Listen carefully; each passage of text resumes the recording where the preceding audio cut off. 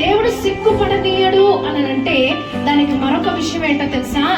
నిందకు ప్రతిగా దేవుడు మనకు ఘనతను అనుగ్రహించువాడు, అవమానమునకు ప్రతిగా మనకు కీర్తిని దేవుడు అనుగ్రహించువాడు.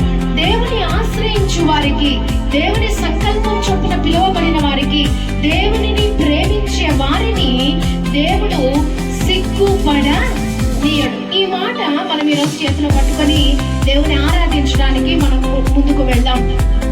అయితే ఇక్కడ కీర్తనకారుడు ఏ రీతిగా ఈ సిగ్గును ఓవర్కమ్ చేస్తున్నాడనంటే, he is overcoming his shame through faith. ఆయన ఈ యొక్క సిగ్గును, అవమానాన్ని, వీటన్నిటిని కూడా విశ్వాసము ద్వారా ఆయన ముందుకు దాన్ని ఓడిస్తూ ముందుకు ప్రయాణం చేస్తున్నట్లుగా మనకి ఇక్కడ కనబడుతుంది. కాబట్టి మన జీవితంలో కూడా మనం ప్రభువు మీద విశ్వాసం ఉంచి ఆయన మనలను ఎప్పుడు కూడా సిగ్గుపడనివ్వడు అనే విషయాన్ని మనం ప్రత్యేకంగా గ్రహించాలి దినం. కాబట్టి దేవుడు తన బిడ్డలను తల పైకెత్తువాడు. ఆయన ఎందు నిరీక్షణ కలిగిన వారిని, ఆయన కొరకు కనిపెడుతున్న వారిని, ఆయన సహాయం కొరకు ఎదురు చూస్తున్న వారికి దేవుడు సహాయం చేయవాడు.